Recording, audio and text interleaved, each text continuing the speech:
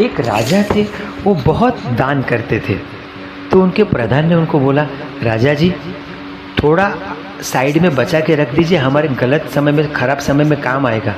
तो राजा जी ने बोला, अगर समय अपना खराब आएगा तो ये बचाया हुआ पैसा बच जाएगा, उधर खराब समय नहीं लगेगा।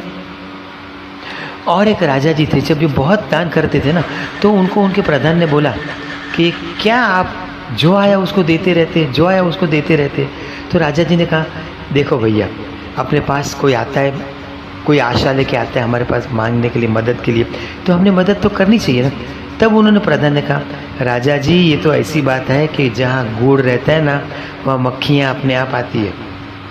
तो राजा जी बोले, ठीक है चलो कभी इसके बारे में भी सोचेंगे।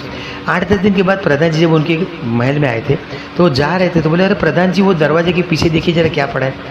तो बोले, कपड़ा है। बोले, कपड़े के नीचे क्या है? तो बोले, गुड़ है।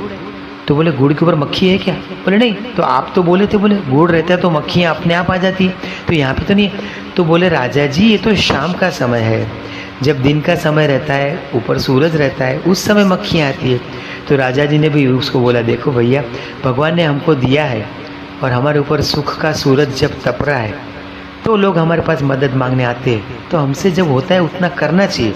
और हमने भी जब हमारे पास कोई मदद लेने आता है ना, तो हमने उसको थैंक यू बोलना चाहिए।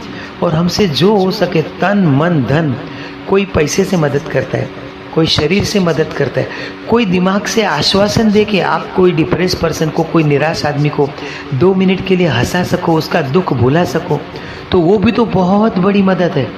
और वो टैलेंट भी सब में नहीं रहती है। अगर आपके अंदर वो कला है कि आप किसी को थोड़ी देर के लिए भी खुश कर सकते हैं, वो भी बड़ी बात है। आप शरीर से किसी का काम कर सकते हैं, आप पैसे से किसी की मदद कर, जब जब मौका मिले और अगर आप कर सकते हैं तो आपने ज़रूर करना चाहिए। खुश रहिए, तंदुरुस्त रहिए। आप लोगों को मदद करेंगे तो आपको भी शायद किसी की मदद की ज़रूरत नहीं पड़ेगी, और अगर ज़रूरत पड़ेगी तो आपको बिना मांगे ही मदद आ जाएगी। खुश रहे, तंदुरुस्त रहे।